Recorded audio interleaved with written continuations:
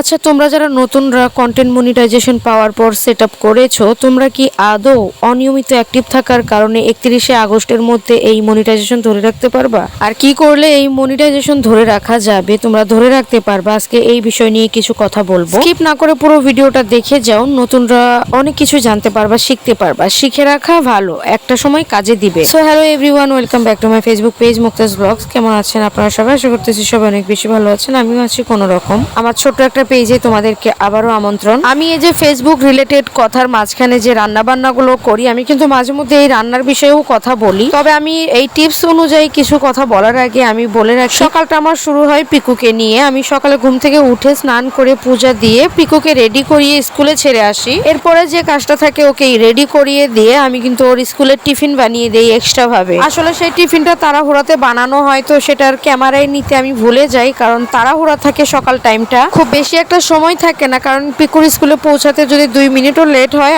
Gate লাগিয়ে দেয়। তো আজকে বাচ্চারা অনেক সুন্দর সুন্দর কবিতা বলছিল, আমি ভাবলাম যে এই ছোট ক্লিপসটা না আমি আমার ক্যামেরায় ধারণ করি। তো ওদের সাথেও আমি একটু টাইম স্পেন্ড করলাম। তারপর স্কুলে রেখে আর কি, স্কুলের বেল দিয়েছিল অ্যাসেম্বলি হওয়ার, তো অ্যাসেম্বলি শুরু হয়ে গেল, আমি বাসায় চলে আসলাম। তারপর এসে দুপুরে রান্না শুরু করে দিলাম। শুরুতেই আমি কচুটা রান্না করব। কচু আজকে লইটে শুটকি দিয়ে রান্না করব। তো চলুন এবার আমরা মূল টপিকে আসি, যে বিষয়ে কথা হচ্ছিল যে মনিটাইজেশন আপনারা কিভাবে ধরে রাখবেন। একটা সময় মানুষ বলতো যে মনিটাইজেশন পাওয়া নাকি সোনার হরিণ পাওয়া। তো এখন কিন্তু মানুষ হতাশ এই জিনিসটা নিয়ে, কারণ ফেসবুক কিন্তু ইনকাম আগের তুলনায় অনেকটাই কমিয়ে দিয়েছে। মূলত এই কারণেই কিন্তু মানুষ কাজ ছেড়ে দিয়েছে। বেসিক্যালি যারা হচ্ছে নতুন, তারা কিন্তু একদমই এই ফেসবুক প্ল্যাটফর্মে কাজ করতে চাচ্ছেন না। কারণ কি, তারা যদিও মনিটাইজেশন পাচ্ছে কিন্তু তাদের কিন্তু কোন ভিডিওতে কোনো ইনকামই নাই।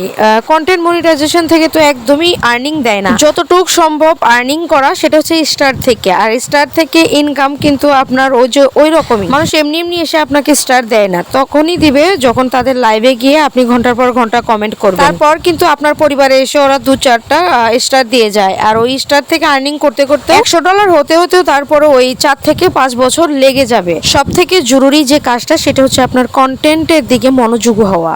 একটা কন্টেন্ট যদি আপনি ভালো পরিমাণে রিচ করাতে পারেন, তাহলে ওই একটা ভিডিও থেকেই কিন্তু আপনি অনেক দূর এগিয়ে যেতে পারবেন। আর আপনার কন্টেন্ট যদি ভালো হয়, বিভিন্ন স্টার সেন্টারে এসেও কিন্তু আপনাকে স্টার দিয়ে যাবে, এটা আপনাকে চেয়ে নিতে হবে না। তো আপনারা তাহলে সব শেষে এই মনিটাইজেশনটা কিভাবে ধরে রাখবেন? যেহেতু আর্নিং নাই, ভিউজ নাই, এনগেজমেন্ট নাই, কিছুই নাই, আদৌ কি ধরে রাখতে পারবেন? আমি বলবো যে হ্যাঁ, ধরে রাখতে পারবেন। সেটা কিভাবে? সেটা হচ্ছে আপনি নিয়মিত ভিডিও আপলোড দিবেন, নিয়মিত অ্যাক্টিভ থাকবেন, আপনার পেজ তাড়াতাড়ি গ্রো করাবেন। যদি ফেসবুক আস্ক করে যে 31শে আগস্টের আগে যদি আপনার পেজে রিচ ভালো থাকে এবং আপনি প্রচুর পরিমাণে অ্যাক্টিভ, সেক্ষেত্রে কিন্তু আপনার মনিটাইজেশনটা ফেসবুক পুনরায় ফেরত নেবে না, বরং আপনার ভিডিওগুলো নন ফলোয়ারদের কাছে পৌঁছে দিবে। সুতরাং হতাশ না হয়ে কাজ করে যান।